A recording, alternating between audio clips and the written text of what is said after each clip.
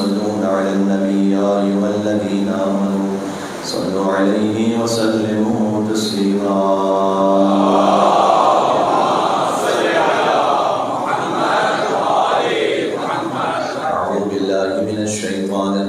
بسم الله الرحمن الرحيم لا حول ولا قوة إلا بالله العلي العظيم حسبنا الله ونعم الوكيل نعم المولى ونعم النصير وبه نستعين وهو خير ناصر ومعين والعاقبة للمتقين والجنة للموحدين والنار للعاصين والصلاة والسلام على أكرم الأنبياء والمرسلين حبيب إله العالمين العبد المرتضى والنبي المجتبى والرسول المصطفى سيدنا ونبينا وشفيع ذنوبنا وطبيب نفوسنا ومولانا بالقاسم محمد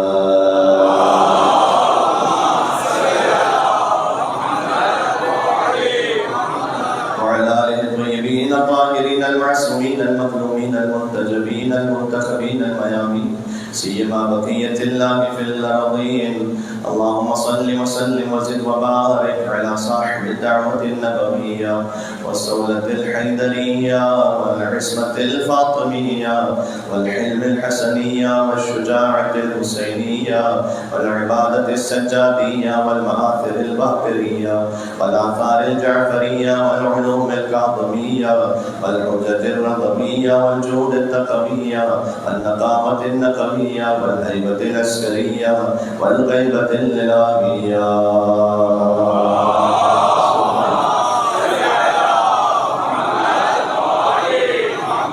رحمة الله على محبيهم واللعنة الدائمة على أعدائهم أجمعين.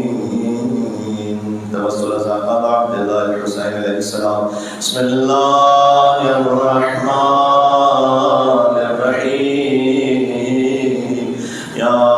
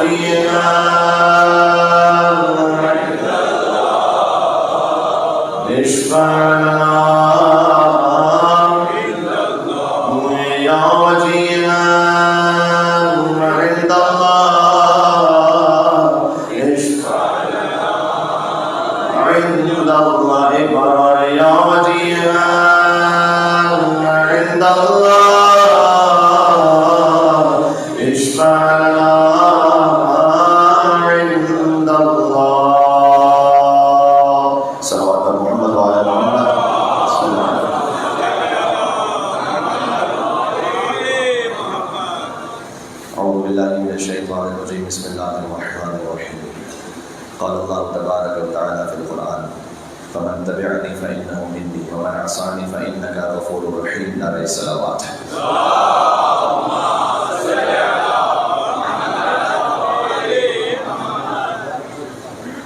معمولاً فطرت انسانی یہ ہے کہ وہ غم سے گھبراتا ہے.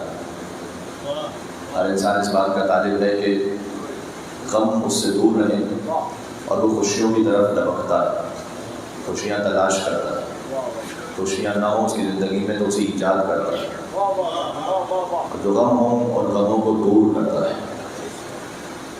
یہ عجب غم امام حسین علیہ السلام ہے کہ قلب مومن اس غم کا انتظار کرتا ہے. مومن کا قلب کہ جس میں بنص حدیث رسول حرارت امام حسین علیہ السلام کو قیامت تک کے لیے رکھا گیا ہے کہ وہ حرارت کبھی ٹھنڈی نہیں ہوگی. تو چونکہ اس قلب میں وہ حرارت ہے تو ایک مومن کا قلب فطرت کے برخلاف غم امام حسین علیہ السلام کو اپنے سینے سے لگاتا ہے. یہ اس غم کی تاثیر ہے. امام حسین علیہ السلام، اگر میں بچوں کے لیے اور جوانوں کے لیے کہ جو اس لیٹسٹ ٹیکنالوجی سے زیادہ واقف ہیں، کہ جب ہم کہیں جا رہے ہوتے ہیں اور راستے سے بھٹک نہ جائیں، اس کے لیے GPS یوز کرتے ہیں. مجلس امام حسین علیہ السلام اللہ تک پہنچنے کے راستے کا GPS ہے. سادہ سے مثالیں مل کے صلوات کیجیے گا محمد.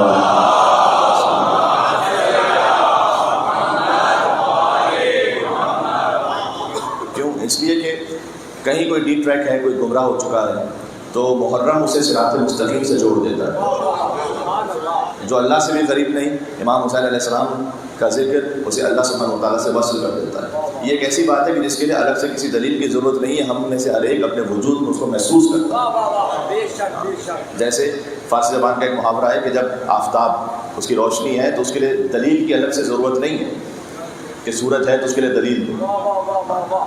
ایک چیز ہے کہ جو ہم خود اپنے وجود میں محسوس کر رہے ہیں کہ اللہ سبحانہ و تعالیٰ سے جو دور ہو چکا ہو، کسی بھی وجہ سے کہیں کسی گمراہی میں مبتلا ہو، تو امام حسین علیہ السلام کا ذکر اسے جوڑتا ہے. امام حسین علیہ السلام کیونکہ ہدایت کا چراغ ہے، نجات کی کشتی ہے. اس پر ہم نے بات کی اور یہاں سے تھوڑا سا ہم بات کو اور آگے بڑھائیں گے کہ امام حسین علیہ السلام کے ذکر میں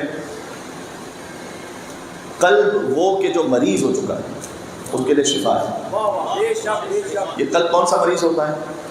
دیکھیں، امام کی مجلس میں جسم کی بھی غذا ہوتی ہے اور روح اور قلب کی بھی غذا ہوتی ہے. یہ الگ بات ہے کہ کچھ لوگ پورا باغ کھا لیتے ہیں لیکن نیاز نہیں کھاتے ہیں.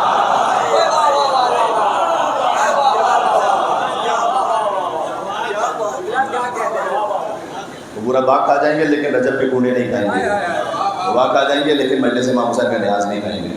لیکن امام کی مجلس میں جسم کے لیے بھی غذا ہے، اس کی بھی ایک معنویت ہے، اور قلب کے لیے غذا ہے. قلب کب مریض ہوتا ہے؟ مولا کائنات نے فرمایا ہے کہ آفتوں میں سے ایک آفت، بلاؤں میں سے ایک بلا یہ ہے کہ انسان فقر میں مبتلا ہو. کبھی بھی پاورٹی کو فینٹیسائز نہیں کرنا چاہیے، اس کو سیلیبریٹ نہیں کرنا چاہیے. پاورٹی بہرحال ایک سخت مشکل ہے. امام نے فرمایا کہ بلاؤں اور آفتوں میں سے ایک آفت یہ ہے کہ کوئی غربت میں، فقر میں مبتلا ہو. پھر امام نے کہا اس سے زیادہ بڑی مصیبت اور آفت یہ ہے کہ کسی کا بدن مریض ہو.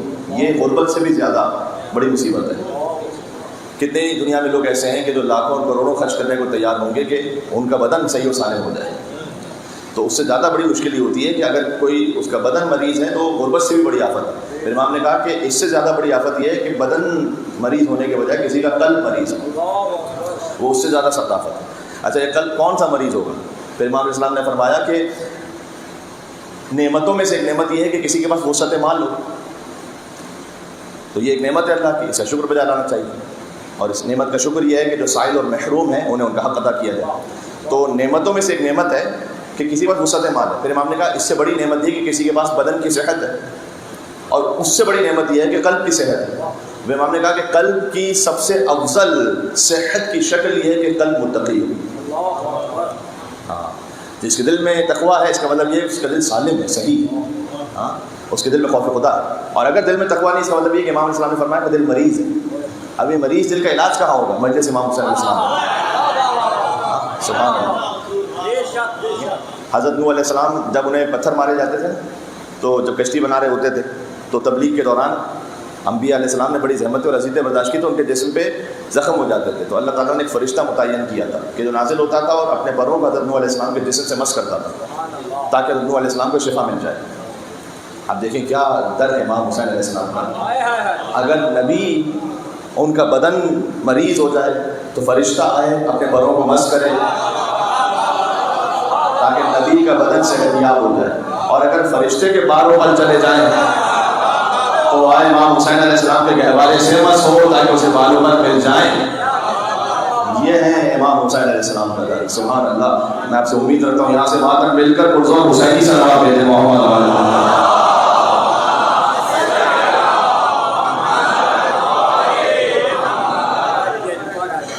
امام حسین علیہ السلام کا در. تو یہاں سے اس طرح سے شفا ہے. تو ہم بات یہ کر رہے ہیں کہ اہل بیت نبوت سے جو اپنے آپ کو جوڑے. السلام علیکم اہل بیت نبوہ و موضع الرحمہ. رحمت کا مقام ہے، آپ ساری رحمتیں آپ کے پاس ہیں. علم کا خزانہ ہے، حلم کی انتہا ہے. کاش ہم یہ جو قلب مریض ہوتا ہے نا، یہ بھی ایک نعمت ہوتی ہے کہ انسان کو یہ پتہ ہو کہ اس کا دل مریض ہے.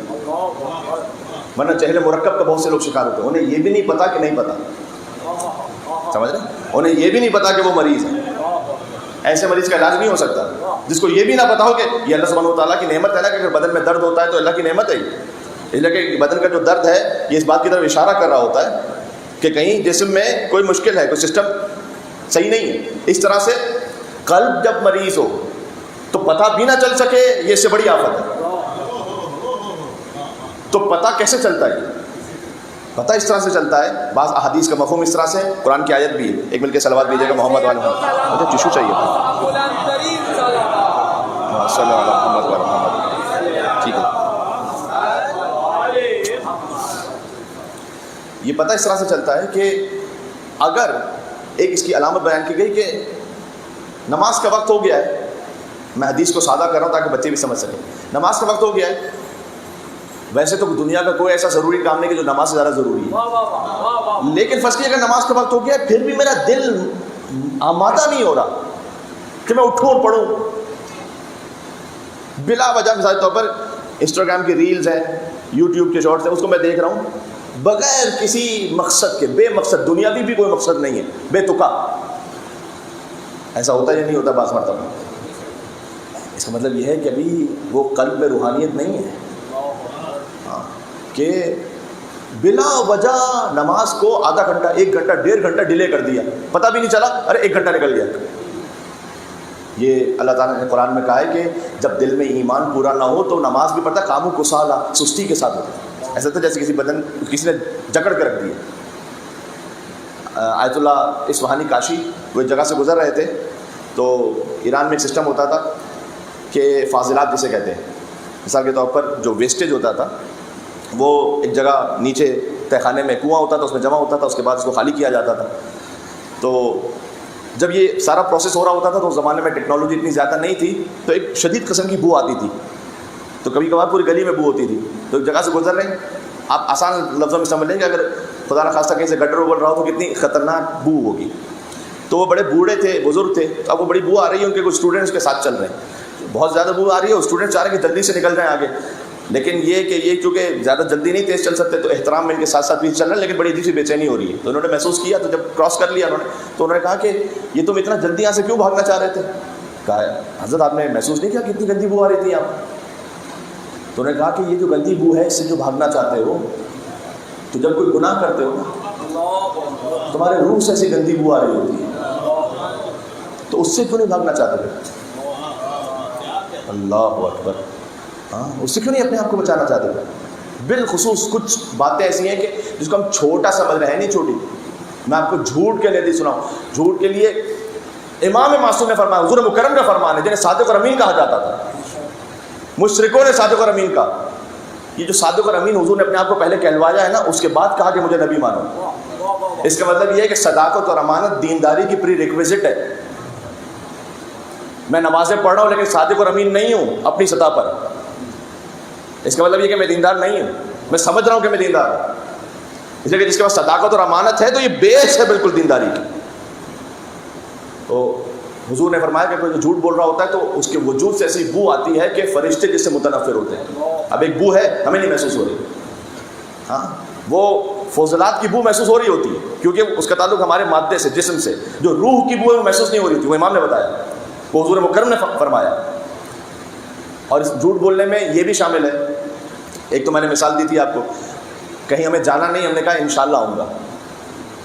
نہ بولیں ایسے.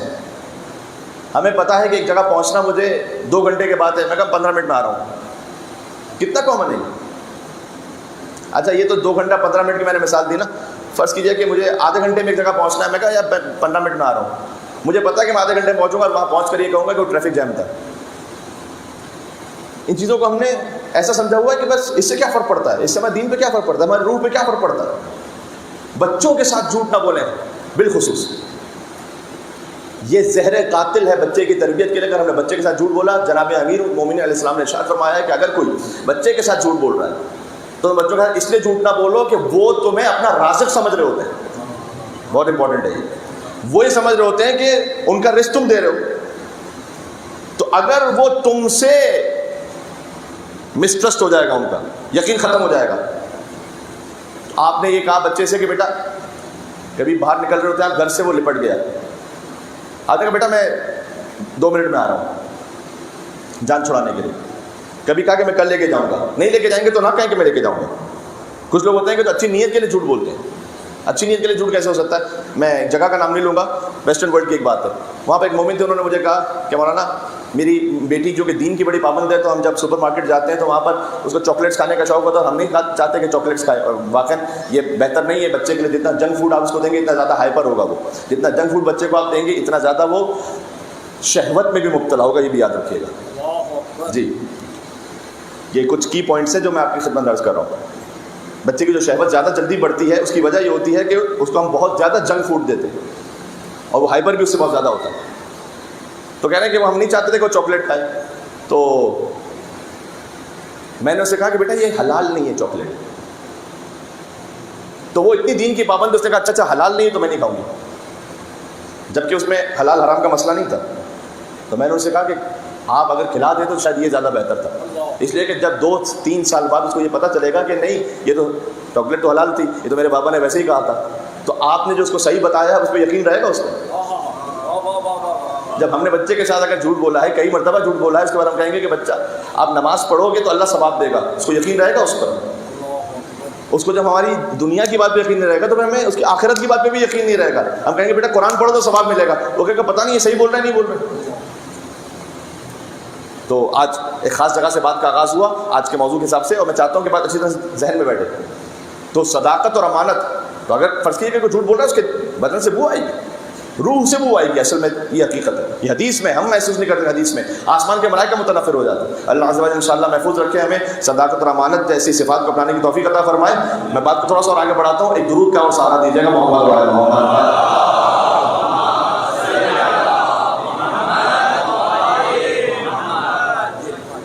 ہمیں سب کہا ہی گیا کہ یا ایھا الذین آمنوا اتقوا اللہ وکونوا مع الصادقین. اے ایمان والو تقوی اختیار کرو، سچوں کے ساتھ ہو جاؤ، سچوں کے ساتھ ہو جاؤ. قرآن کا حکم ہے سچوں کے ساتھ ہو جاؤ. اب مشکل یہ ہوئی ہے ہسٹری میں کہ ہمارے بعض بھائیوں نے کہا سبھی سچے ہیں. مسئلہ یہ ہوا ہے ہسٹری کے ساتھ کہ سچوں کے بارے میں بھی جھوٹ بولا گیا. یہ بات سمجھ میں آئی؟ سچوں کے بارے میں بھی جھوٹ بولا. سارے سچے ہیں. سارے سچے کیسے ہیں میرے بھائی؟ ہاں، ایک دوسرے کے مقابل پر بھی ہیں، ایک دوسرے کے خلاف تلوار بھی اٹھاتے ہیں. ہسٹری میں جا کے دیکھیں تو ممبر سے تو کوٹ بھی نہیں کر سکتا، ایک دوسرے کو گالی بھی دے دیتے ہیں. ہسٹری میں تو ہے. ایک دوسرے کے خون کے پیاسے ہیں اور سارے سچے ہیں. یعنی یہ سارے جنت میں ہوں گے. تو یہ تو بڑی کنفیوژن ہے. مطلب اس جنت میں جانا تو ہمارے لیے تو بڑا پرابلم ہے. یہ کسی نے امیر المومنین سے کہا کہ اے مولا مجھے سمجھ میں نہیں آ رہا. دیکھیں میں کسی پر ٹونٹ کرتے ہوئے بات نہیں کر رہا، اور نہ میرا مزاج ہے کہ میں کروں گا. یہ میں ایک حقیقت آپ سے خدمت میں عرض کر رہا ہوں. تو کہا کہ جمل میں مجھے مولا یہ سمجھ نہیں آ رہا اے علی، کیونکہ اتنی بڑی ہستیاں اس طرف بھی ہیں اور آپ بھی داماد رسول ہیں، رسول کے چچا زاد بھائی ہیں، تو کس طرف حق ہے؟ یہ سمجھ میں نہیں آ رہا. اس وقت طلحہ زبیر اس طرف ہیں، زوجہ رسول اس طرف ہیں. تو میرے مولا نے کیا کہا؟ میرے مولا نے جواب دیا کہ سبحان اللہ، حق اور باطل کا فیصلہ افراد پر نہ کرو، بلکہ افراد کا فیصلہ حق اور باطل پر کرو.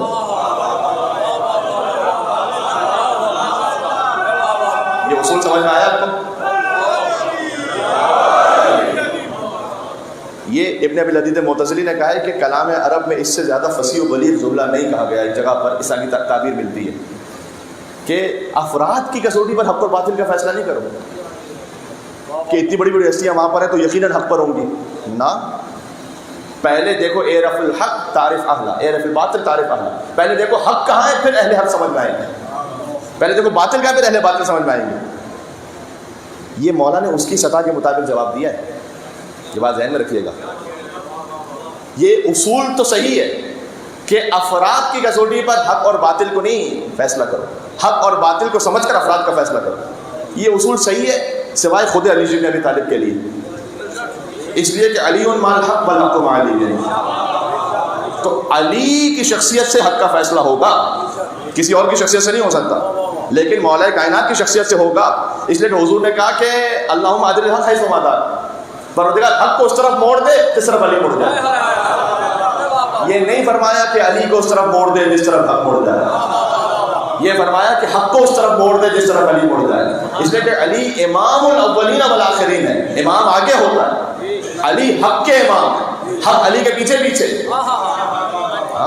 علی حق کا مرکز ہے، قطب عالم امکان ہے، علی مولا المومنین ہے، علی یاسب الدین ہے، علی نبی عظیم ہے، علی مبید الشرک والمشرکین ہے، علی قاتل الناکثین والقاسطین والمارقین ہے، ابو الیتامى والمساکین ہے، باب حکمت رب العالمین ہے، عمود الدین ہے، اول العابدین ہے، علی شبیہ ہارون ہے،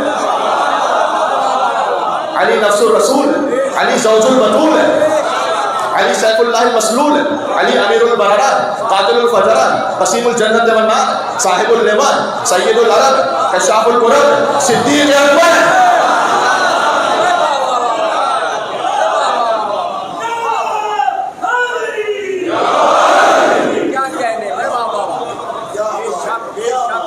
کشاف الکرب ہے، موضع عجب ہے، صدیق اکبر ہے، فاروق اعظم ہے، علی امام مبین ہے، علی کرار ہے، خیر فرار ہے، برادر جعفر طیار ہے، عاصم الاحزاب ہے، قاسم الاسلاب ہے، معیز الاولیاء ہے، مذل العطا ہے، اقدم الخطباء ہے، ابو سید الشہداء ہے، امام الائمۃ والاتقیاء ہے، سید العرب ہے، موضع العجب ہے، طالبی ہے، مکی ہے، مدنی ہے، ہاشمی ہے، قربۃ الوسطی ہے، مصباح الدجا ہے، لیث الورا ہے، ابن عبد المصطفیٰ ہے، ولی اللہ ہے، سر اللہ ہے، باب حکمت اللہ ہے، لسان اللہ ہے، اور حب علی رحمت اللہ ہے، اور مجھ سے علی رحمت اللہ ہے۔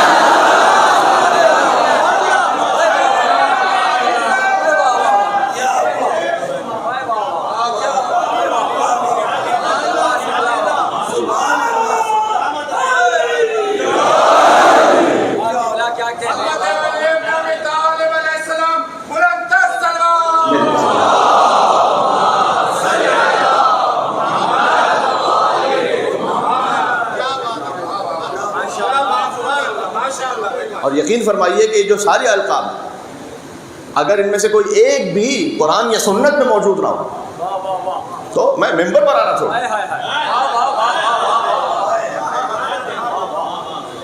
ہمارے امام وہ نہیں ہے کہ جن کے لیے لقب تراشنے کی ضرورت ہے۔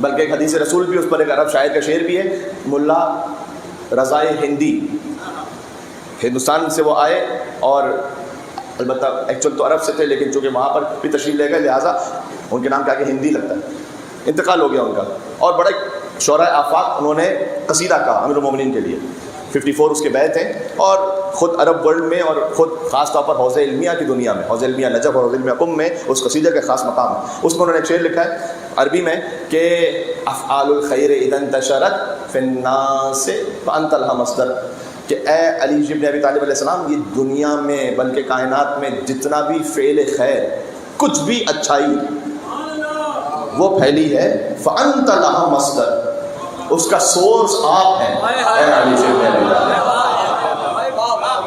سورس آپ ہیں۔ ان دو کی خیر کنتم اول و اصل و فرع و معدن و مأوا، میں نے آپ سے کہا تھا زیارت جامع کبیرہ کو دیکھیے گا، یہ اسی کا جملہ ہے۔ اگر خیر کا ذکر کیا جائے تو خیر کا اول بھی آپ ہے، خیر کا معدن بھی آپ ہے، خیر کا مخزن بھی آپ ہے، خیر کا آخر بھی آپ ہے، خیر کی ابتدا بھی آپ ہے، خیر کی انتہا بھی آپ ہے۔ جہاں کہیں کوئی خیر ہے، ہاں جو خالص نیکی اور خیر ہے وہ یہاں سے، بلکہ مولا کائنات ہر کمال کا استعارہ بن گئے۔ مجھے جوش ملی آبادی کی کتاب ہے، یادوں کی بارات اس کا نام ہے بہرحال، لیکن جوش ملی آبادی کی جو کہ کتاب ہے، اور وہ بڑے عظیم شاعر گزرے، تو میں وہاں سے مولا علیہ السلام کے سلسلے میں ایک چھوٹی سی واقعہ آپ کو سناؤں کہ ہر کمال کا سورس اور مصدر مولا علی علیہ السلام ہے، تو ہر کمال کو منسوب کیا جاتا ہے مولا علی سے، اور اگر کسی کو نہ سمجھ میں آ رہا ہو کوئی خاص کمال کی کیفیت تو اس کو مولا علی کے نام سے سمجھاتے ہیں۔ وہ کہتے ہیں کہ اپنے زمانے کا ایک واقعہ لکھتے ہیں کہ ایک ایرانی شیراز سے، وہ گئے ہندوستان، تو وہاں انہوں نے آم کھائے. اب پاکستان اور ہندوستان کے آم ساری دنیا میں ایک خاص شہرت رکھتے ہیں. تو وہ آم کھائے انہوں نے آم پہلی دفعہ کھایا تھا تو بڑا لذیذ لگا انہیں. جب واپس آئے تو انہوں نے شیراز والوں سے یہ کہا کہ وہاں پر ایک پھل ہے جسے آم مثلاً کہتے ہیں، اور وہاں تو وہ اویلیبل نہیں تھا. ایران میں آج تو پھر بھی کچھ اویلیبل ہے، اس وقت تو لوگوں کو پتہ ہی نہیں تھا. تو کہا کہ یہ خاص پھل ہے تو میٹھا ہوتا ہے بہت. تو نے کہا کہ کیا انگور اور سیب سے بھی بہتر ہے، کیونکہ ایران میں انگور سیب تو ہوتے ہیں. کبا مراحل بہتر ہے کہ اچھا پھر ذائقہ بتاؤ کیسا ہے اس کا ذائقہ. اب یہ کہتے ہیں کہ بھائی کسی پھل کا مزہ کیسے بتایا،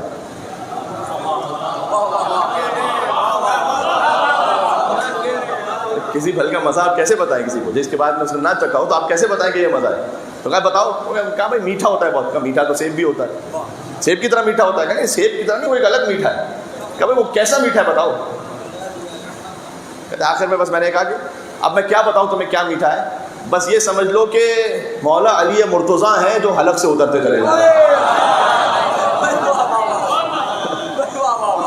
یعنی یہ کہ ہر کمال کہنا میں چاہ رہا ہوں، جو کمال ہے نا وہ منسوب ہے لیجیے نبی علیہ السلام. ہر اچھی صفت، ہر کمال کیا ہے وہ مولا اللہ سبحانہ وتعالیٰ نے اور آپ کو عطا کیا. تو افعال الخیر تنتشر فی الناس انت الہمست ہے لیجیے نبی تعالیٰ، آپ اس کا سورس ہے. ہاں اس لیے السلام علیکم یا اہل بیت النبوہ موضع الرحمہ، نہیں نا موضع الرسالہ و معدن الرحمہ. رحمت کی کان ہے آپ، علم کا خزانہ ہے، حلم کی انتہا ہے آپ. اور ہر خیر کا سورس جب یہاں ہے تب میں ایک اور فقرہ کہنے لگا ہوں، اور مجھے امید ہے کہ آپ مجھے دعا سے نوازیں گے. حسین علیہ السلام کے پاس جب کائنات کا سارا خیر یہاں جمع ہے تو حسین فقط علیہ السلام نہیں ہے، حسین علیہ السلام بنانے والے ہیں.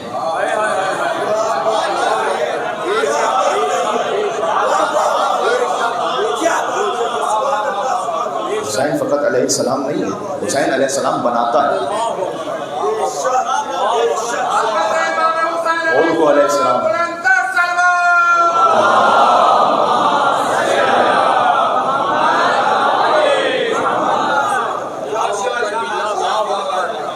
ہور کو علیہ السلام بنایا حسین نے، وہب کو علیہ السلام بنایا حسین نے، زہیر قین کو علیہ السلام بنایا حسین نے، وہب کلبی کو علیہ السلام بنایا حسین نے. یہ سارے وہ ہیں کہ جو بعد میں جوائن کرنے والے ہیں. ہاں حسین خود علیہ السلام نہیں، علیہ السلام بنا دیتا ہے حسین. کیا ولی اور آخری سلام کریں اس پر جو حسین سے مل گیا، اس سمندر کی طرح ہے. سمندر میں اگر کوئی آ بھی جاتی ہے نا نجاست، تو اپنے آپ کو اگر فنا کر دے تو وہ پاک ہو جاتی ہے. وعلی الارواح التی حلت بفنائی، گفتگو مربوط ہے، میں نے آپ سے کہا تھا. سلام و ابا عبداللہ حسین آپ پر اور ان روحوں پر جو آپ کے آستانے پر آ کر فنا ہو گئے. یہاں فنا ہو گئے. تو جب فنا ہو جائے، تو جب ختم ہو جائے، ایک ہوتا ہے قلیل پانی، ایک ہوتا ہے کور پانی. قلیل پانی کیا ہوتا ہے؟ تھوڑا پانی ہے تو خود تو پاک ہے، طاہر ہے، لیکن مطہر آگے پاک کرنا اس کے لیے مشکل ہے. جیسے ہی نجاست ملی خود نجس ہو گیا ہے یا نہیں؟ ہم میں سے ہر ایک بھی الگ الگ طرح کا ہے. کچھ ہے قلیل پانی کی طرح ہے تو پاک، لیکن جیسے ہی کوئی سامنے حرام منظر آیا،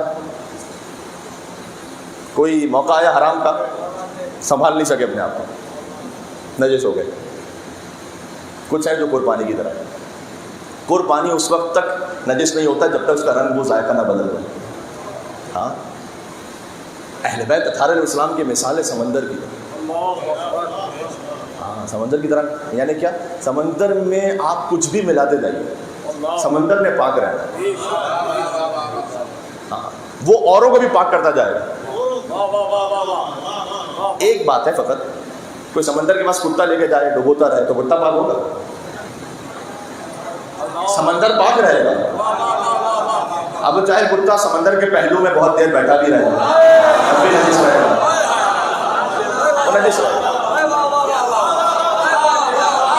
لیاقت نہیں ہے نا کہ پاک ہو سکے. ظرفیت اور لیاقت بھی تو ہو کہ پاک ہو، پھر وہ سمندر پاک کرے گا، تو وہ سمندر پھر پاک کرے گا. اس کا مطلب کیا ہوا؟ اس کا مطلب یہ ہے کہ ہم جڑنا چاہ رہے ہیں اس طاہر اور مطہر بحر بے قرار سے کہ اگر ہم لیاقت اور ظرفیت لے کے جائیں گے تو پاک ہو جائیں گے. میں بھی مسائل سے تھوڑا سا دور ہوں. حضرت میر انیس رحمۃ اللہ علیہ کہتے ہیں حر علیہ السلام کا ذکر مجھے کرنا ہے. کہتے ہیں دوزخ سے جب آزاد کیا حر کو خدا نے. کیا مسئلہ لکھا ہے. حسین نے آزاد کیا یعنی خدا نے آزاد کیا. دوزخ سے جب آزاد کیا حر کو خدا نے کھلوا دیے فردوس کے در عقدہ کشا نے. عقدہ کشا جو امام حسین علیہ السلام جو مشکلات کا در کھولنے والے ہیں نا کہ وہ حل ہو جائیں, وہی جنت کا در کھولنے والے ہیں. دوزخ سے جب آزاد کیا حر کو خدا نے کھلوا دیے فردوس کے در عقدہ کشا نے. زانوں پہ رکھا سر جو امام دو سرا نے. اب کیا ہوا؟ زانوں پہ رکھا سر جو امام دو سرا نے اعلیٰ کیا ادنا کو بزرگوں کی دعا ہے. بی بی فاطمہ تو زہرا سلام اللہ علیہا کی دعا شامل حال ہے حر کے, چونکہ اس نے احترام رکھا ہے. بی بی فاطمہ سلام اللہ علیہا کے نام کا احترام رکھا ہے. تو اعلیٰ کیا ادنا کو بزرگوں کی دعا نے. سب جس کے طلبگار تھے جنت میں وہ در تھا, حوران جنا گرد تھیں اور بیچ میں حر تھا. وہاں حسین علیہ السلام. پھر میں نے 2 مصرے آپ کو اسی سے سنائے تھے چاند رات کی مجلس میں. اب تقریباً بہت سارے مومنین دوسرے بھی ہیں تو میں دوہرا دوں اس کو. وہ یہ کہ کعبے کی طرف دیر سے گو دیر سے پہنچا. دیر کہتے ہیں وہ عبادت خانہ جہاں خدا کے علاوہ کسی اور کی عبادت ہو رہی ہے, اس کو کہتے ہیں دیر. تو دیر میں ہے حر, اس جگہ پر جہاں خدا کے علاوہ گویا کسی اور کی پرستش ہو رہی ہے, وہاں سے آ رہا ہے کعبے کی طرف. کعبے کی طرف دیر سے وہ دیر سے پہنچا. شر نے اسے روکا تھا مگر خیر سے پہنچا. خیر سے پہنچا کا مطلب کیا ہے؟ آپ ایک جگہ جاتے ہیں, پوچھتے ہیں آپ کے گھر والے پہنچ گیا, اپنے خیر سے پہنچ گیا, یعنی بغیر تکلیف کے پہنچ گئے. تو خیر پر بھی پہنچے اور خیر سے بھی پہنچے. خیر سے بھی پہنچے, خیر پر بھی پہنچے. تو ایک تو حر کی مثال ہے, زہیر خین کی مثال ہے. زہیر خین شروع سے ساتھ نہیں ہے, امام حسین علیہ السلام کے بعد میں جوائن کیا انہوں نے. اور امام حسین علیہ السلام کا قافلہ ایک جگہ رکا ہوا ہے اور امام نے بھیجا, کسی کو بھیجا جسے اس وقت زہیر نہیں پہچان سکے, بعد میں پہچانا انہوں نے. اور اس وقت وہ امام حسین السلام کے ساتھ جانا بھی نہیں چاہتے تھے. ابتدا میں امام حسین نے حج کو عمرے میں تبدیل کیا اور انہوں نے مکہ چھوڑ دیا. امام نے, زہیر نے حج پورا کیا, وہ بھی حج پتے, انہوں نے حج پورا کیا. تو لہٰذا وہ امام حسین کے پیچھے پیچھے آ رہے ہیں, تو تھوڑا سا گیپ ہے. زہیر کوفہ میں رہتے ہیں, امام بھی کوفہ کی طرف جا رہے ہیں. تو زہیر کا قافلہ تھوڑا سا جلدی پہنچتے ہوئے امام کو قریب جوائن ہو گیا. ایک منزل ایسی آئی کہ دونوں ایک ساتھ رکے ہوئے. زہیر کو امام حسین السلام نے کہا کہ کسی کو بھیجا, زہیر سے کہنا میرے پاس آئے. زوجہ نے کہا کہ زہیر کہتے ہیں کہ میں نہیں جاؤں تو بہتر ہے, پھر اگر حسین کچھ کہیں گے تو میں منع نہیں کر سکوں گا. زوجہ نے کہا کہ کتنی بڑی شرمندگی کی بات ہوگی کہ ہمیشہ کے لیے لکھا جائے گا اور سب یہ کہیں گے کہ حسین نے بلایا تھا اور زہیر نہیں گئے. دیکھیں ایک خواتین کا کردار کتنا امپورٹنٹ ہے. کبھی مرد کسی گمراہی کی طرف جا رہا ہو تو خاتون اسے کیسے بچا دے. کہا کہ امام حسین علیہ السلام نے بلایا اور تم نہیں گئے تو کیا کہا جائے گا, جا کے سن تو لو, پھر کوئی معذرت کر لینا. اور زہیر پہنچے وہاں پر, خیمے کے اندر کیا بات ہوئی خدا جانتا ہے. لیکن جب وہ خیمے سے باہر نکلے تو لفظ ہے تاریخ میں, وہ لفظ میں یہاں پر نہیں کہہ سکتا کہ وہ پہلے کس مسلک پر تھے, سارا حسینی بن کر نکلے. اور لوگوں نے کہا کہ یہ اتنا جلدی آپ کیسے منقلب ہو گئے. کہ پہلی بات تو یہ تھی کہ جب میں خیمے میں پہنچا تو مجھے اس وقت یہ پتہ چلا کہ اب عبداللہ حسین علیہ السلام نے مجھے لینے کے لیے جس ہستی کو بھیجا تھا وہ کوئی اور نہیں, وہ حسین کے جوان علی اکبر تھے. حسین نے شبیہ رسول کو بھیجا تھا مجھے لینے کے لیے. تو میں کیسے انکار کر سکتا تھا کہ جب ہم شکل نبی آ جائیں, گویا یہ کہ نبی میرے پاس آئے ہوئے اور مجھے بلا رہے ہیں. تو زہیر منقلب ہوئے, وہاں منقلب ہوئے. 10 دن میں سے کچھ گزر گئے, کچھ باقی ہیں. کون اپنے آپ کو بدل سکتا ہے؟ کتنے لوگ ایسے تھے کہ جو شاید یہ سمجھ رہے ہوں کہ ہمیں اگلا محرم بھی نصیب ہوگا, اس کے بعد نصیب نہیں ہو سکتا, چلے گا دنیا سے. اور اللہ جانے جب اگلے برس پہ محرم کا چاند آئے تو مجھ سمیت یہاں جتنے تشریف فرما ان میں سے کون ہو تو کون نہ ہو, اللہ سبحانہ و تعالیٰ آپ کو عمر نو عطا فرمائے انشاءاللہ سے. لیکن یہ وہ 10 دن ہوتے ہیں کہ جو الگ ہی سے گویا نازل ہوتے ہیں اللہ سبحانہ و تعالیٰ کی طرف سے. یہاں پر ہدایت کا جو امکان ہے نا, اس میں دل نرم ہوتا ہے. امام حسین السلام کا ذکر آپ سن رہے ہوتے ہیں, بالخصوص آنسو بہا رہے ہوتے ہیں. آنسو بہانے سے ہارٹ کی ایسی کلینزنگ ہو جاتی ہے کہ پھر جو حق کی نصیحت ہوتی ہے قبول کرتا ہے انسان. سبحان اللہ. اس لیے امام حسین علیہ السلام کی مجلس فقط امام حسین کی عزاداری نہیں ہے, یہ حسین سے وفاداری ہے. عزیزان گرامی, کاش میں ایک بات اور کہہ دوں اور بات تمام کروں. حسین ابن علی نے جو خطبہ بھی دیا ہے نا عاشور کے دن, اس میں فرمایا کہ دیکھو میں الگ سے کوئی بات بچوں کو سمجھانے کے لیے کہہ رہا ہوں تاکہ بات سمجھ سکیں بچے. ایک رینڈم گائی کو کھڑا ہو جائے اور آ کے کہے کہ میں ہوں، میں وہ نہیں ہوں، میں دیکھو تو صحیح کہ کس کا نواسا ہوں، کس کا بیٹا ہوں. ہاں، مولا علی بن ابی طالب علیہ السلام سب سے پہلے تو رسول اللہ کا نام لیا، میں رسول اللہ کا نواسا ہوں اور میں رسول کی بیٹی کا بیٹا ہوں. اور امام نے فرمایا کہ جہاں کہیں مشرق اور مغرب میں چلے جاؤ، کوئی ایک میرے علاوہ نہیں ہے جو اس وقت یہ کہہ سکے کہ میں رسول کی بیٹی کا بیٹا ہوں سوائے میرے. ہے کوئی؟ بتاؤ. کوئی نہیں ہے. اس لیے میں اس سلسلے سے مجھے ایک بات یاد آ رہی ہے. آپ کی طبیعتیں تو منقلب ہو گئی لیکن میں چاہ رہا ہوں کہ اس کو بھی مکمل کروں. جو میں نے آپ سے کہا تھا نا کہ حدیث منیت، حدیث رعیت اور حدیث منزلت، یہ 3 حدیثیں جو کتاب البخاری میں ہے مولا علی علیہ السلام کی فضیلت کی. ایک تو یہ کہ جب مولا علی نے بتوں کو توڑا تھا تو حضور نے کہا یا علی انت منی وانا منک، تم مجھ سے ہو میں تم سے ہوں. ایک یہ کہ کل علم اسے دوں گا جو کرار ہوگا، جو اللہ اس کے رسول سے محبت کرے گا اللہ اس کے رسول سے محبت کریں گے. اور جو تیسری حدیث ہے اس کا تعلق امام حسن سے بھی امام حسین سے بھی کہ حضور نے فرمایا یا علی انت منی بمنزلت ہارون من موسیٰ الا انہ لا نبی بعدی. اے علی تمہاری مثال مجھ سے ویسی ہے کہ جیسے ہارون کی مثال موسیٰ سے تھی، الا انہ لا نبی بعدی، بس میرے بعد کوئی نبی نہیں آنے والا. لہٰذا امام حسن کی ولادت پر بھی اور امام حسین کی ولادت پر بھی یہ حدیث موجود ہے کہ فرشتہ نازل ہوا آسمان سے اور اس نے نازل ہو کر یہ کہا کہ تو کہ علی آپ کی امت کے ہارون ہیں اور ہارون کے جو بڑے بیٹے تھے ان کا نام شبر تھا، تو آپ کی امت کے ہارون کے بڑے بیٹے کا نام ان کے نام پر رکھیں. اور شبر چونکہ عبرانی زبان کا لفظ ہے لہٰذا اس کا اردو ترجمہ ہوا، عربی ترجمہ ہوا حسن. لیکن حسن وہ نام ہے کہ جو اس سے پہلے کسی کا نہیں رکھا گیا، اور حسین بھی وہ نام ہے کہ حسین اس سے پہلے کسی کا نہیں رکھا گیا. سبحان اللہ. تو مولا علی علیہ السلام ہارون ہے، رسول اللہ موسیٰ کی طرح ہے، اور حسن اور حسین وہ شبیر و شبر جسے ہم کہتے ہیں، یا شبر اور شبیر دونوں تلفظ کیے جاتے ہیں. ایک بات میں کہنا چاہتا ہوں، اگر مولا علی ہارون علیہ السلام کی طرح ہے تو سورہ یونس کی آیت نمبر 87 جا کے دیکھیے گا. سورہ یونس کی آیت نمبر 87 یہ ہے کہ ہم نے بنی اسرائیل کے لیے موسیٰ اور ہارون کو حکم دیا کہ ان کے گھر بنائیں. وَاجْعَلُوا بُيُوتَكُمْ قِبْلَةً. میں بہت توجہ چاہتا ہوں، اس کے بعد میں مسائل پہ جا رہا ہوں، آپ سے دعا کا طالب ہوں. اور ہم نے موسیٰ اور ہارون کو حکم دیا کہ آپ کا گھر قبلہ ہوگا بنی اسرائیل کے لیے. علی ہے ہارون. بات سمجھ میں آ رہی ہے؟ جب ہارون علیہ السلام کا گھر تھا قبلہ بنی اسرائیل کے لیے، مجھے علی کے گھر کا تو نہیں معلوم لیکن علی کا چچا خانہ ضرور قبلہ ہے عالمین کے لیے. اور یہ وہ قبلہ ہے کہ جس قبلے کو بچایا حسین ابن علی نے، علی کے بیٹے نے، وہاں سے ہجرت کر کے بچایا. حسین نے کعبے کی حرمت کی خاطر چھوڑا کعبہ، پہنچے کربلا معلّہ. 2 محرم کو کربلا پہنچے، فوجیں آنا شروع ہوئیں. امام حسین علیہ السلام کے خیام جو کہ فرات کے قریب تھے اسے ہٹا دیا گیا. امام نہیں چاہتے تھے کہ پانی پر جنگ ہو. آپ امام حسین علیہ السلام کے اقدامات کو دیکھیں تو آخر وقت تک امام حسین علیہ السلام خود سے جنگ کرنے کو اوائڈ کرتے رہے اور امام حسین علیہ السلام نے جنگ نہیں کی خود سے. عاشور کا دن آیا، حملہ اولا ہوا. حملہ اولا کا مطلب ہے کہ وہاں سے تیر چلنا شروع ہوئے اور امام حسین علیہ السلام کے تقریباً 50 کے قریب جانثار ساتھی وہ شہید ہو گئے، پہلے ہی حملے میں شہید ہو گئے. اس کے بعد 72 کا عدد وہ تو اس لیے کہا جاتا ہے کہ ایک کے بعد ایک جو شہداء گئے، اس سے پہلے 50 کے قریب اور شہید ہو چکے. لیکن اس دوران ایک واقعہ پیش آیا، اور واقعہ پیش آیا کہ یزید کے لشکر سے ایک شخص نے چلنا شروع کیا حسین کی طرف. یہ وہ ہے کہ جس نے چند لمحوں میں پوری تاریخ بدل دی ہے.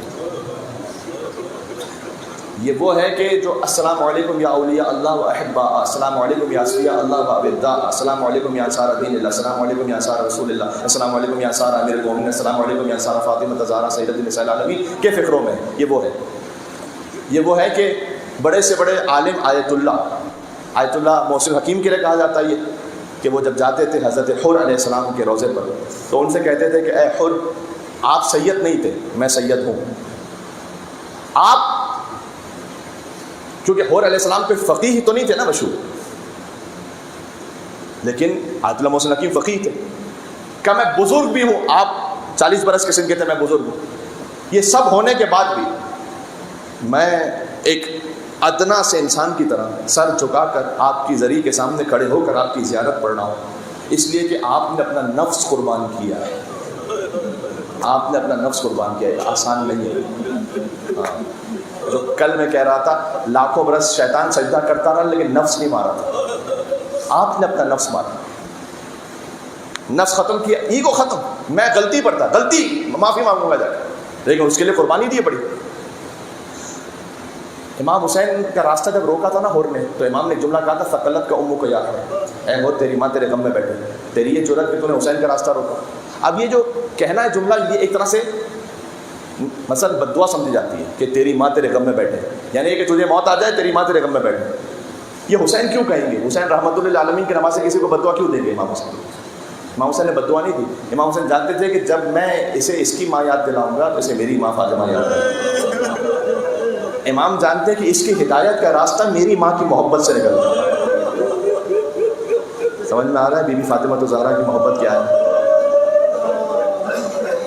اس کی ہدایت کا راستہ یہ ہے کہ اس کے دل میں وہ جو محبت زہرا ہے نا وہ بیدار ہو جائے. ہوٹ نے فوراً پیچھے ہٹ کے کہا کہ اگر عرب میں مجھ سے کسی نے جملہ کہا تھا تو میں پلٹ کر ویسے ہی جواب دیتا، لیکن میں جانتا ہوں کہ آپ کی ماں سیدۃ النساء العالمین، میں پلٹ کر یہ جواب نہیں دوں گا. سبحان اللہ. یہ احترام فاطمہ تھا کہ جو خود کو بچا گیا.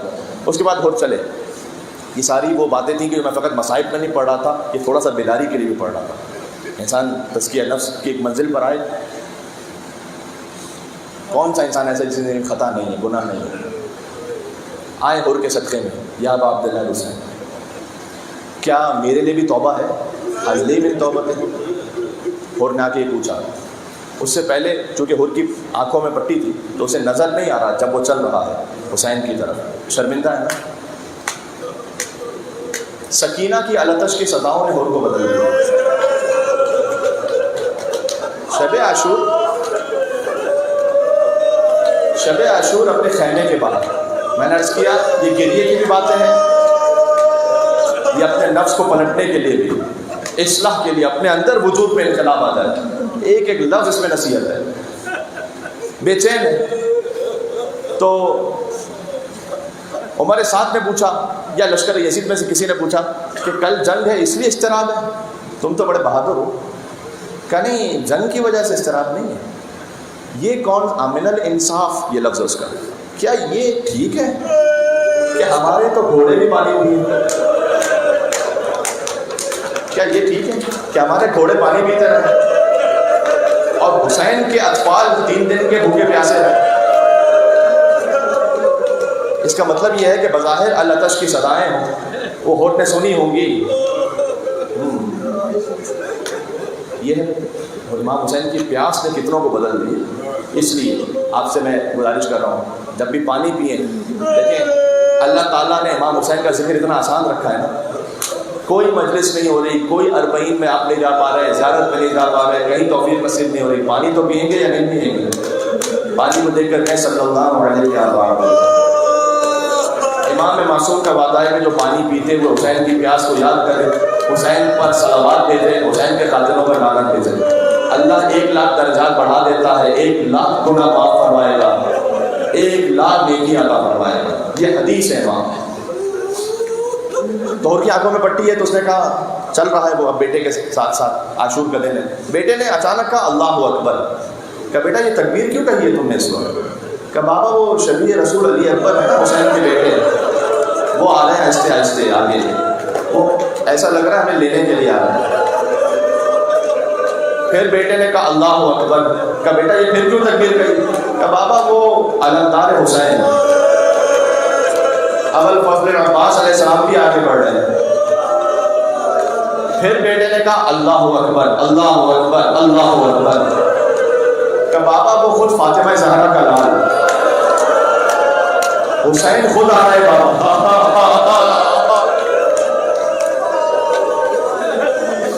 حسین علیہ السلام خود تشریف لا رہے ہیں. اور نے آ کر امام حسین علیہ السلام قدموں میں سر رکھا. حلی من توبۃ، کیا میرے لیے بھی کوئی توبہ کی گنجائش ہے؟ حسین نے اٹھایا کہ انت حر فی دنیا والآخرہ، اے حر تو دنیا میں بھی آزاد ہے آخرت میں بھی آزاد ہے.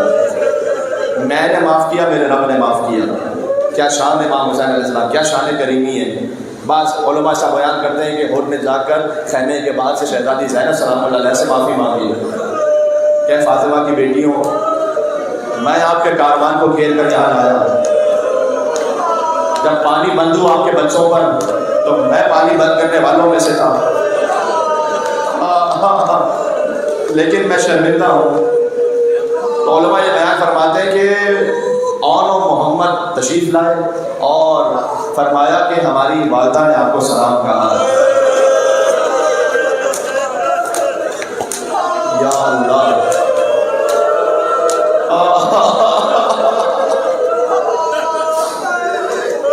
اور کا وجود کام اٹھا، اور کا وجود کام گیا۔ اور اس کے بعد معافی مانگنے کے بعد میں نے ایک بزرگ عالم سے یہ بھی جملہ سنا کہ امام حسین علیہ السلام نے یہ بھی فرمایا کہ حر حسین بن کے شرمندہ ہے کہ جب کل دشمن بن کر آئے تھے تو تمہارے گھوڑوں کو بھی پانی پلایا تھا، آج دوست بن کر آئے ہو لیکن حسین کے پاس یہی قطرہ آپ نہیں ہے کہ تمہاری کوئی خدمت کر سکے۔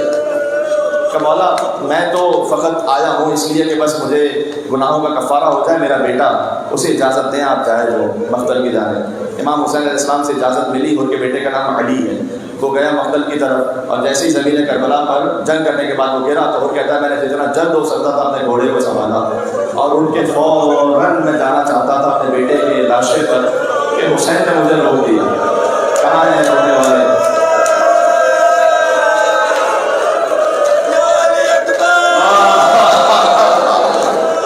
حسین نے مجھے روک دیا، اے اور کہاں پہ جاتا ہے؟ کمالا وہ مقتل میں میرے بیٹے کا لاشا ہے، میں لے آتا ہوں۔ کہا ہے اور کسی بوڑھے باپ میں یہ طاقت نہیں ہے کہ وہ تنہا اپنے جوان کے لاشے کو اٹھائے، میں چاہوں گا حسین گئے اور کے بیٹے کے لاشے کو لے کر آئے، ہے کوئی علی اکبر کو رونے والا یہاں پر؟ جب حسین کے جوان علی اکبر نے سزا دی، حسین کی آنکھوں میں نور چلا گیا تھا، حسین اٹھے پھر گرے پھر آگے بڑھے، کبھی دائیں جھکے کبھی بائیں جھکے، کہتے تھے وہ جنونی یا بنیا، اے میرے باپ مجھے آواز دے، میرے باپ کو کچھ نظر نہیں آ رہا بیٹا۔ حسین فکر اور کہنے مجھے جزاک اللہ، اولاد کی آوازوں پر رحمت نازل فرمائے، کوئی غم نہ تھا فرمائے سے میں حسین کے اللہ حسین کے بچوں کے صدقے میں آپ کے بچوں کو سلامت رکھے، حسین کی گودی اجڑ گئی۔ کچھ دیر بعد اور آئے، جتنا رو سکتے رو لیں، اتنا ہی نفس پاک ہوگا، اتنا ہی قلب پاک ہوگا، روح پاک ہوگی۔ اس کے بعد اور آئے، اور نے آ کر کہا کہ مولا میں بھی چاہتا ہوں کہ بس میں بھی اپنی جان آپ پہ قربان کر دوں، اور حر نے جنگ کی۔ اب ان کی جنگ تو نہیں پڑی جا سکتی اس وقت، بس اتنا ہے کہ حر جب خود زخمی عالم میں زمین پر گرے تو حسین پہنچے۔ حسین نے حر سے کہا تھا نا، اگرچہ اس کی ہدایت کے لیے کہا تھا کہ تیری ماں تیرے غم میں بیٹھے، اب حر توبہ کر کے آ گئے تو حسین کو اس کا بدلہ ادا کرنا ہے۔ حر کا سر اپنی گود میں رکھا اور فرمایا انت حر کما سمت کا امک حرا، اے حر تیری ماں کتنی اچھی تھی کہ جس نے تیرا نام حر رکھا، تو دنیا میں بھی میرا بھائی ہے اور آخرت میں بھی میرا بھائی ہے۔ حر کی پیشانی پہ کسی نے پتھر مارا تھا تو خون بہ رہا تھا، حسین نے اپنے پاس سے ایک رومال نکالا، کہا اے حر یہ میری ماں فاطمہ الزہرا کے ہاتھ کا سلا ہوا رومال ہے، حر کی پیشانی پر وہ رومال باندھا، کائنات کا بہترین تحفہ حر کو عطا کیا۔ میں کہوں گا مولا کچھ دیر کے لیے رومال رکھ لیجیے گا، اس لیے کہ جب علی اصغر کو تیر لگے گا حلق سے خون کا مبارک بلند ہوگا، رومال زہرا ہمارے پاس ہے۔ جزاک اللہ۔ جو آنکھیں اشبار ہیں بی بی فاطمہ الزہرا اجر عطا فرمائے، سدائیں بلند ہو رہی ہے، میں تسلسل میں پڑھتا جاؤں گا۔ ہاں اور کے 2 دن اصحاب کا ذکر ہے، آج بھی ہے اور کل بھی اصحاب کا ذکر ہے، تو مجھے کچھ اور اصحاب کا ذکر بھی کرنا ہے ساتھ میں، کہ ایک تو وہ حر ہیں، دوسرے وہ جون ہیں کہ جو آئے امام حسین علیہ السلام کے پاس۔ ابو ذر کے غلام تھے، ابو ذر کی وفات کے بعد امام حسین نے اپنے پاس رکھ لیا تھا۔ اب وہ آ کے امام حسین نے کہا کہ جون ہم غلاموں کو مشکل وقت کے لیے نہیں رکھا کرتے، جاؤ ہم نے آزاد کیا۔ جون نے کہا مولا ابھی تو وفا کا موقع ہے مولا۔ سبحان اللہ۔ امام نے کہا کہ نہیں، بس جتنا تم تھے تمہاری قربانی قبول ہے، جاؤ۔ کہا مولا مجھے ایسا لگ رہا ہے کہ میرا خون بڑا کمتر ہے، آپ تو فاطمہ زہرا کے بچے ہیں، میرا خون تو اس قابل نہیں ہے. امام نے کہا اے جان میرے نانا نے تفریق ختم کر دی تھی, کسی گورے کو کالے پر, کسی کالے کو گورے پر, کیا درس حسینیت ہے, خدا کی قسم سبحان اللہ کا کوئی فرق نہیں ہے. جاؤ اب تم جانا چاہتے ہو, اتنا اشتیاق ہے تو جاؤ. اور اس کے بعد جان بھی گئے اور بے پناہ جنگ کی, اور پھر امام حسین علیہ السلام جان کے پاس بھی پہنچے. ہاں, جان کا سر گود میں رکھا اور جان نے پھر سر زمین پر رکھا, اور پھر حسین نے سر گود میں رکھا. جان کہتے ہیں کہ مولا یہ فرزند فاطمہ زہرا کی گود ہے, میں ایک حبشی غلام ہوں مولا, میں کہاں اس قابل ہوں مولا. اب ہے یہاں پر یا حسین کرنے کی, کیا کرنے کی کیفیت بھی اور دعا کا موقع بھی. حسین آہستہ آہستہ جھکے فوضع خطہ علی خطہ, حسین نے اپنا رخسار کروا کے رخسار نہ رکھا. فرمایا اللہم بایض وجهه وطیب ریحه, پروردگار اس کی منہ کو خوشبو میں تبدیل کر دے, تو اس کے چہرے کو روحانی کر دے. ایک مرتبہ جوہر نے طلب کر کہا اے حبیب اے مسلم, آج میں تم سے زیادہ افضل ہو گیا, ارے فاطمہ کے بچے کا رخسار میرا رخسار بنا گیا. ایک بوڑھے صحابی ہیں کہ جن کا نام ہے سعید ابن عبداللہ, وقت ہے میرے پاس چند دقیقے ہیں. سعید ابن عبداللہ ہیں اور یہ بھی بوڑھے صحابی ہیں. یہ سوچتے ہیں کہ میں اپنے آقا کی خدمت کیسے کروں گا, اس لیے کہ علماء بیان کرتے ہیں کہ ان کے ہاتھوں میں راشا تھا. اب راشا ہوتا ہے تو تلوار چلانا مشکل ہے, نیزہ سنبھالنا مشکل ہے. جب امام حسین ظہر کا وقت ہوا اور امام نے امامت فرمانا شروع کی تو سعید نے آ کے کہا کہ مولانا میں تلوار تو تیر تو نہیں چلا سکتا, لیکن میں اتنا جانتا ہوں کہ یہ سینے کی جو بوڑھی پسلیاں ہیں یہ آپ کی طرف آنے والے تیروں کو روک لیں گے. مولانا مجھے اجازت دیں میں آپ کے سامنے کھڑا ہو جاؤں کہ کوئی تیر آپ تک نہ پہنچ نہ پائے. یہ میری تقریر کے آخری فقرات ہیں بس. وہاں سے تیر برس رہے تھے. اب سعید کبھی دائیں جانے جھک کر تیروں کو روکیں, کبھی بائیں جانے جھک کر تیروں کو روکیں, اور ایک ہی دعا کرتے رہتے تھے کہ پروردگار مجھے اس وقت تک زندگی عطا کر جب تک میرے مولا کی نماز نہ ختم ہو جائے. وہاں حسین نے کہا السلام علیکم ورحمۃ اللہ, اور یہاں سعید نے کہا السلام علیکم یا ابا عبداللہ. مقاتل میں اس طرح سے کہ 17 تیر سعید کے جسم پر پیوست تھے. فرمایا وفیت یا رسول اللہ, مولا جو وفا کا حق تھا وہ عطا ہو گیا. امام نے کہا انت امامی فی الجنہ, سعید جب تو جنت میں بھی جائے گا تو حسین کے آگے آگے جائے گا. آج تو حسین کے آگے کھڑا ہوا ہے. مولانا حضرت صاحب دہلی صاحب فقوں میں کہتے تھے, سعید نے کہا مولا ایسا لگ رہا ہے جیسے کہ میرے داہنی طرف آگے کھڑا ہو گیا ہو. حسین نے کہا ادب سے سلام کرو,